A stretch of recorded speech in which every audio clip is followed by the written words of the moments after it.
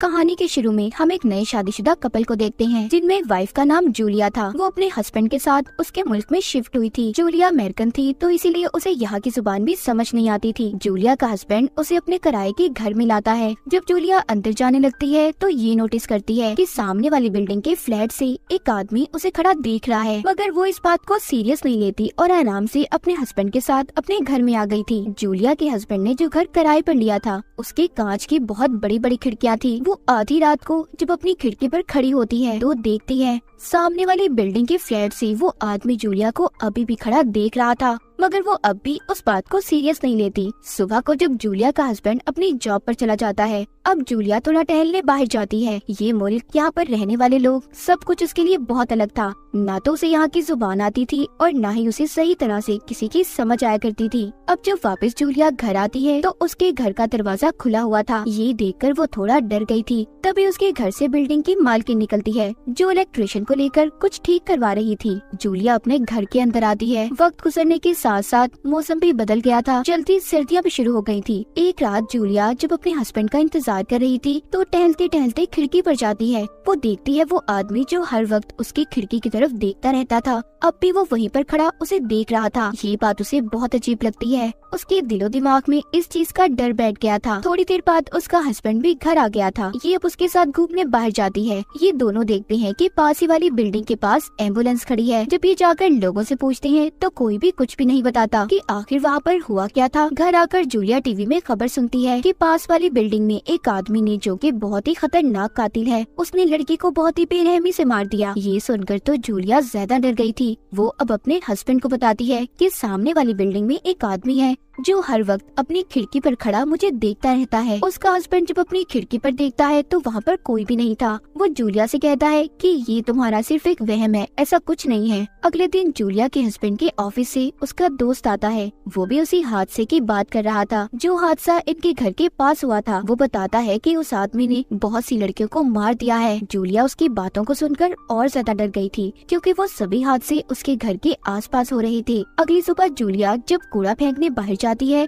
तो रास्ते में उसे एक लड़की मिलती है जिसका नाम एरिना था। ये इसके घर के साथ रहा करती थी। वो कहती है कि अगर कभी भी तुम्हें मेरे घर से कोई आवाज आए तो तुम दीवार पर किसी चीज को बजाना। ये कहकर वो वहाँ से चली गई थी। जूलिया बाहर जाती है जहाँ पर उसके पीछे लगातार एक लड़का आ रहा था, पर वो थोड़ा आगे चला जाता है। जूलिया को ऐसा लग रहा था कि वो उसका पीछा कर रहा है, पर ये सिर्फ उसका एक वहम था। वो अपना दिल बहलाने मूवी देखने जाती है जहाँ पर 2-4 ही लोग थे। तभी उसे महसूस होता है कि उसके पीछे वाली सीट पर कोई आकर बैठ गया है, मगर उसके अंदर इतनी हिम्मत नहीं थी कि वो पीछे मुड़कर देख सके, इसीलिए वो बिना देखे ही थिएटर से बाहर आ जाती है। इसके बाद वो सुपरमार्केट में अपने घर का सामान लेने जाती है। यहाँ पर भी इसे ऐसा लगता है कि जो आदमी थिएटर में इसके पीछे आकर बैठा था वो अब भी इसका पीछा कर रहा है। वो जल्दी से यहाँ के खुद को स्टाफ रूम में बंद कर लेती है और ग्लास से उसकी तरफ देखने लगती है। वो आदमी भी उसे आसपास ढूंढ रहा था। जल्दी से पीछे वाले दरवाजे से निकलकर जूलिया अपने घर आ गई थी। रात को खाना खाते हुए अब ये सारा वाकया वो अपने हस्बैंड को बताती है। वो कहती है जो आदमी मुझे खिड़की से देखता है वो आज मेरा पीछा कर रहा था। ये सुनकर अब उसका हस्बैंड उसे सुपरमार्केट लेकर जाता है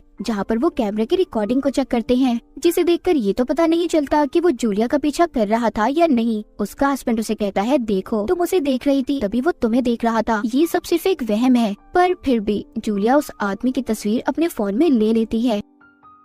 अगली रात जब जूलिया अपने हस्बैंड का इंतजार कर रही थी तो तभी उसे कॉल आती है जो उसके हस्बैंड की थी। वो बताता है कि आज रात वो घर पर नहीं आएगा, उसकी कुछ जरूरी मीटिंग है। जूलिया अकेली डरी सहमी वो खिड़की पर पर्दे कर देती है क्योंकि उसे अभी भी डर था। वो आदमी जो हमेशा उसे देखता रहता है वो अब भी उसे देख रहा होगा। उसे हर वक्त अपने आसपास किसी के होने का एहसास होता था। तभी दरवाजे पर कोई दस्तक देता है। जूलिया अब डरते डरते दरवाजा खोलती है। बाहर एक बुढ़ी औरत थी जो अपनी ही जुबान में जूलिया से अपनी बिल्ली का पूछ रही थी और उसे उसकी कुछ समझ नहीं आती। तभी बाहर खड़ी एरिना जो कि उसे देख रही थी वो कहती है कि ये औरत अपनी बिल्ली के बारे में पूछ रही है। और साथ ही वो जूलिया को अपने घर आने का कहती है। अब उसका भी कोई दोस्त नहीं था, इसीलिए वो इरीना के घर आ जाती है। ड्रिंक पीते हुए जब ये दोनों आपस में बातें कर रही थी तो तभी इरीना का कोई जोर जोर से दरवाजा बजाता है। वो जाकर दरवाजा तो नहीं खोलती, वहीं पर खड़ी किसी से बातें करने लगती है। जूलिया उसे देख रही थी पर उसे उसकी समझ नहीं आती कि इरीना किससे बातें कर रही है। वो उसे आकर बताती है वो मेरा दोस्त था जो बहुत गुस्से में था, इसलिए मैंने दरवाजा नहीं खोला। उसने मुझे मेरे बचाव के लिए गन भी दी है। वैसे तो अच्छा है पर कभी कभी उसे गुस्सा आ जाता है। थोड़ी देर बाद जूलिया वापस अपने घर आ गई थी। वो जब आकर खिड़की से पर्दे को हटाती है तब भी वो आदमी वहीं पर खड़ा उसे देख रहा था। जूलिया अब उसे हाथ हिलाती है, वो भी बदले में उसे हाथ हिलाता है।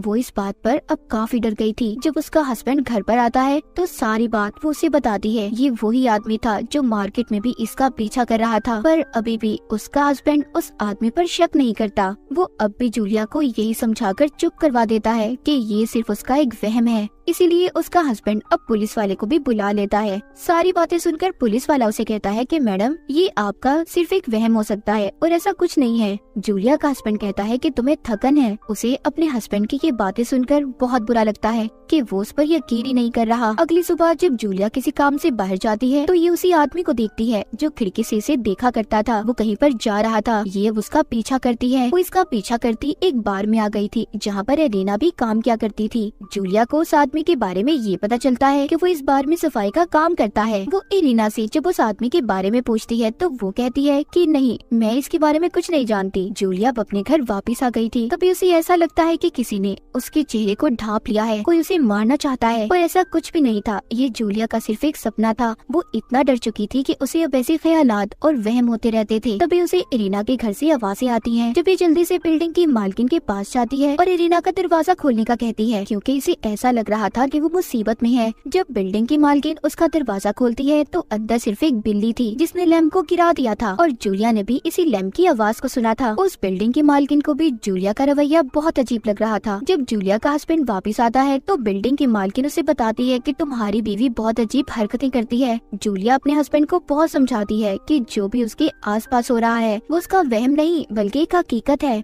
मगर उसका हस्बैंड उसे कहता है बस कर दो यार, क्यों ऐसे कर रही हो। वो इस बात से अब परेशान हो चुका था। उधर जूलिया इरीना के लिए बहुत परेशान थी क्योंकि वो पिछली रात से घर नहीं आई थी। तभी उसके दरवाजे से आवाज आती है जो इरीना का दोस्त कर रहा था। जूलिया बाहर आती है और उसे इरीना का पूछती है। वो बताता है कि आज हमने मिलना था पर वो मुझसे मिलने ही नहीं आई और इसी बात का तो पता करने में उसके घर पर आया हूँ। अब कोई दरवाजा भी नहीं खोल रहा। वो इरीना का नंबर उससे लेती है और उसे कॉल करती है, मगर उसका फोन उसके घर में ही था।